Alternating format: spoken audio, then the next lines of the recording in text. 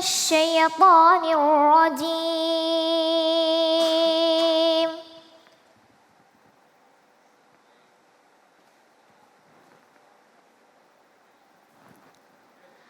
بسم الله الرحمن الرحيم.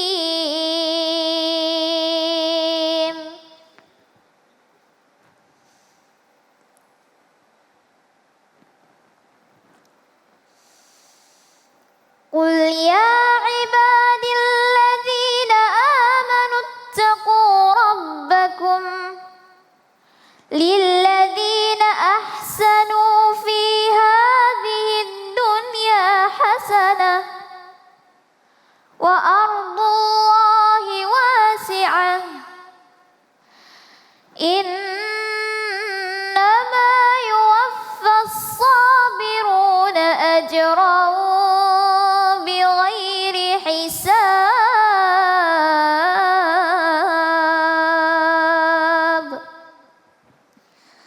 صدق الله العظيم.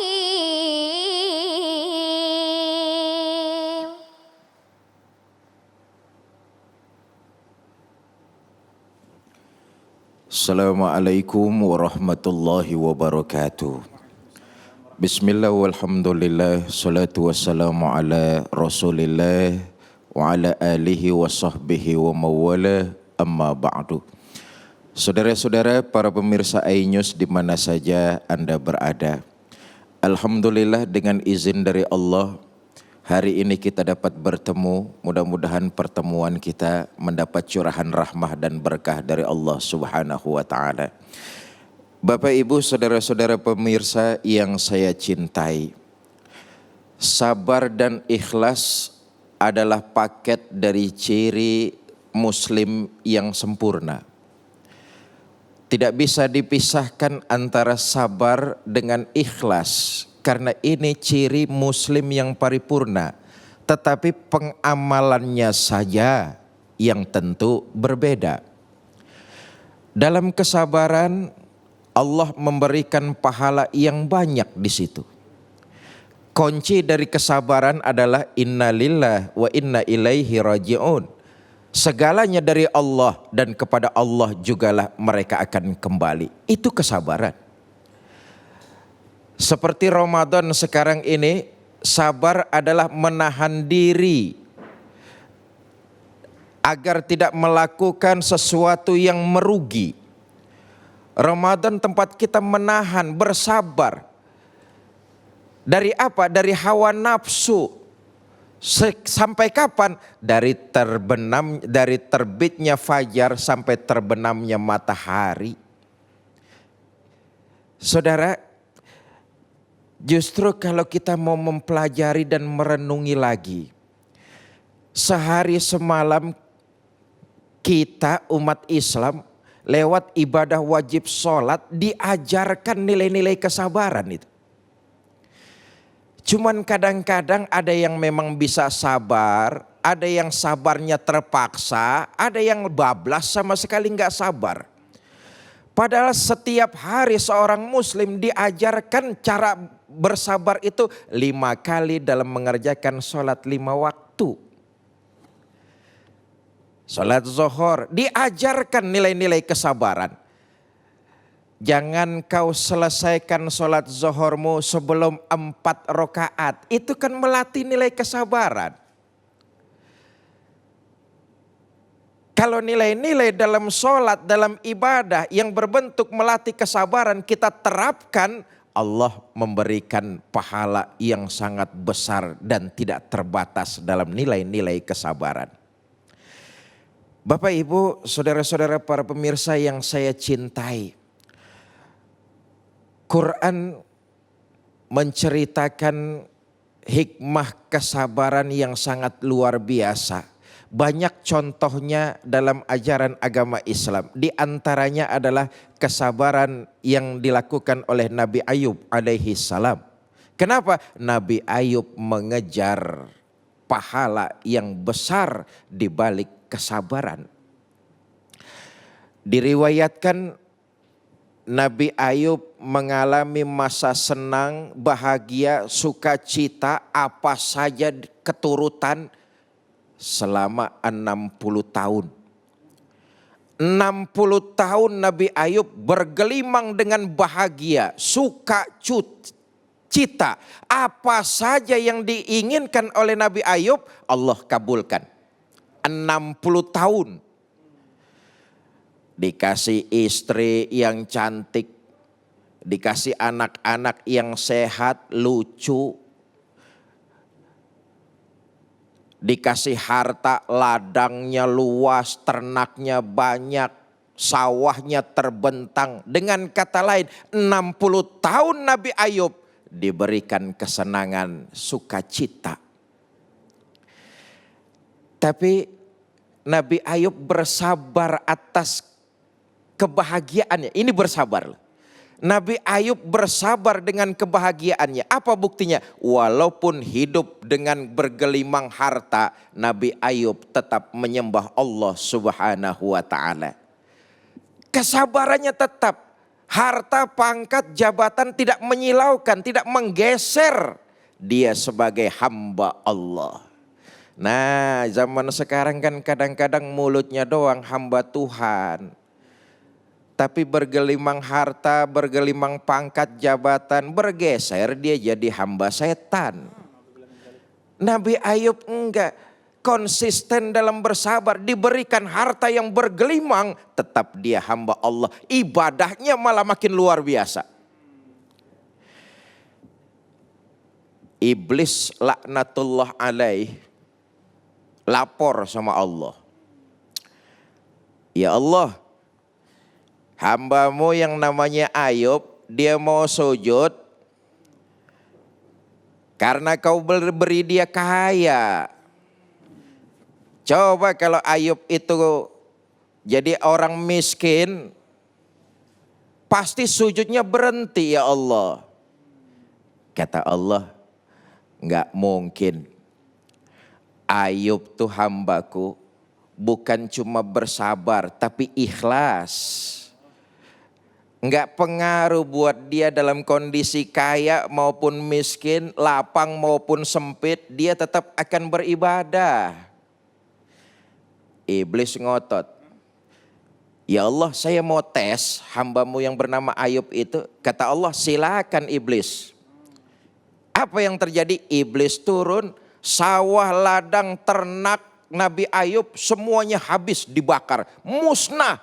Nabi Ayub bangkrut. Saking bangkrutnya itu. Habis semua harta bendanya. Tapi apa yang terjadi? Setelah ladangnya terbakar, ternaknya mati, segala macam harta kekayaannya ludes, Nabi Ayub masih tetap beribadah.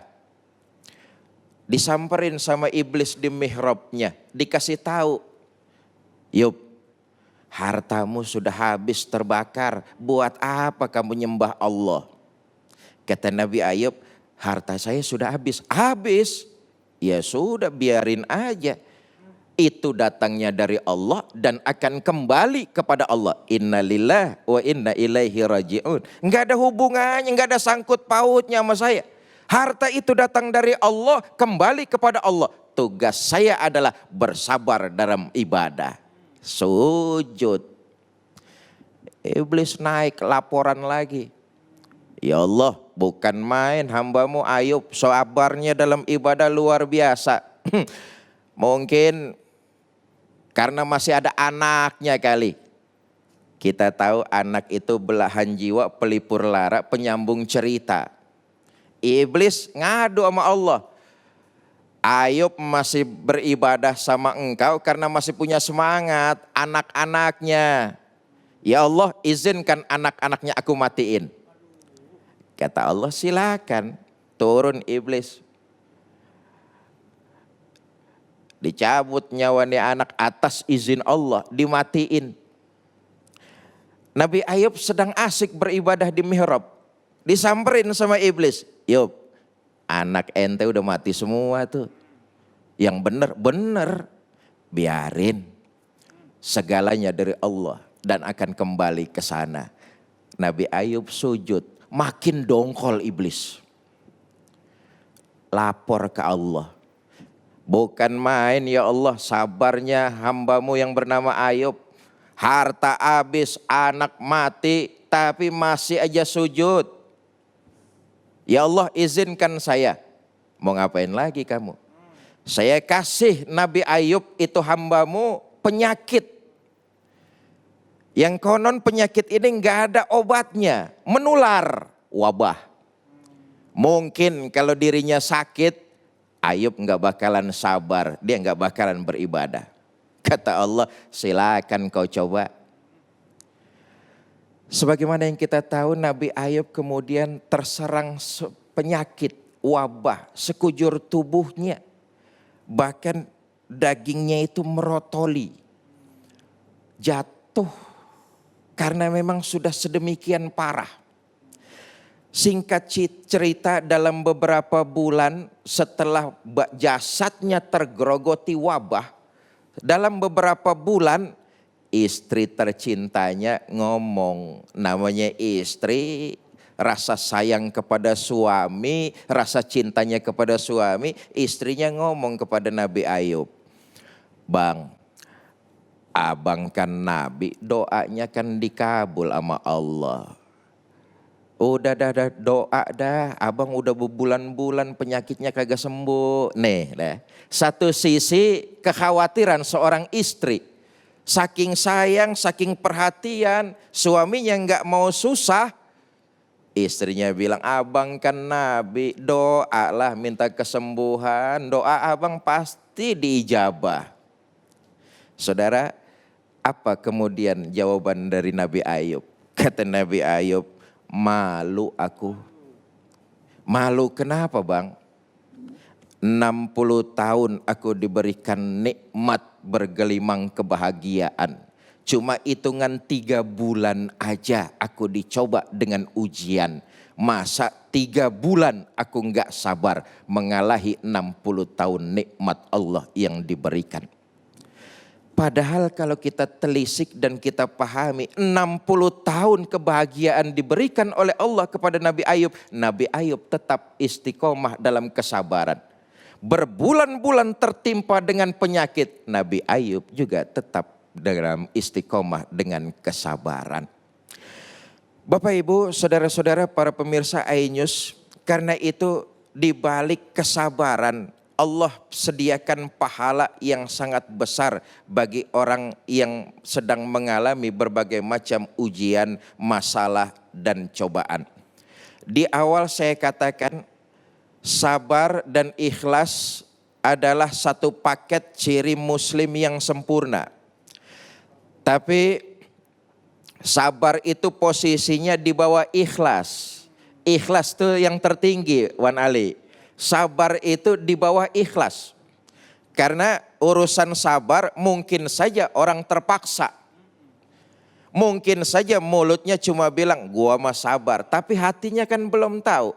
Orang bisa sabar karena terpaksa. Misalnya karena sudah nggak bekerja di PHK dari perusahaannya. Dia mau nggak mau harus bersabar. Beda kalau yang memang amat tiap hari tinggal saudara-saudara kita yang tinggal di kolong jembatan. Kalau yang biasa kerja lalu jadi pengangguran dipaksa. Sabarnya masih tanda tanya. Kalau memang yang susah nukangin itu insya Allah sabarnya beneran. Maka sabar kelasnya di bawah. Tertinggi adalah ikhlas. Nah kesabaran ini akan mengantarkan manusia mempunyai predikat ikhlas. Kata Imam Syafi'i, manusia itu sesungguhnya mati. Kecuali mereka yang punya ilmu.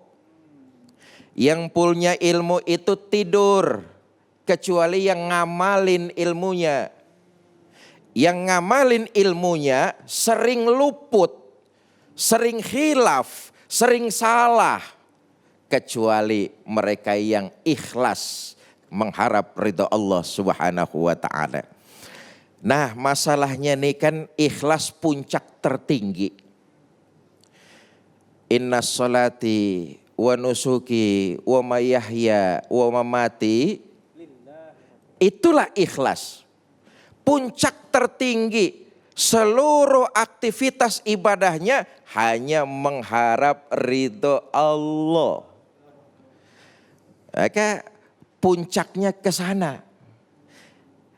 Ilahi anta matlubi waridoka, anta maksudi waridoka matlubi. Ya Allah, engkaulah yang aku maksud, ridhomu yang aku cari. Kalau ridho Allah sudah kepada hambanya, insya Allah hambanya itu akan mengalami ketenangan. Karenanya lagi-lagi saya katakan bahwa ikhlas puncak paling tinggi. Ketika kita berbuat hanya menyandarkan mengharap ridho Allah, ini sudah tidak lagi mengenal kondisi. Tidak berlaku ada orang atau tidak. Tidak berlaku ini dilihat orang apa enggak. Tidak berlaku didengar orang apa enggak. Kadang-kadang kita ikhlas, tadi saya sampaikan, cuma di mulut. Tapi hati enggak. Mau kita kerjakan satu pekerjaan karena bos ngeliatin kita. Mau kita melakukan ini karena atasan ngeliatin kita. Padahal kalau semuanya kita sandarkan kepada Allah, perbuatan kita ibadah. Enggak ada soal bos mau lihat apa enggak. Enggak ada soal atasan mau dengar apa enggak. Pokoknya saya mengerjakan kebaikan. Saya niatkan mencari ridho Allah. Lillahi ta'ala, itu bernilai ibadah. Posisi ini lebih tinggi daripada cuma sekedar sabar. Wallahu a'lam bishawab. Ya Allah, terima kasih ilmunya guru, Masya Allah ya. Berkahmu, rahmatmu, ridhamu ya Allah ya Karim, langkah kami ya Allah.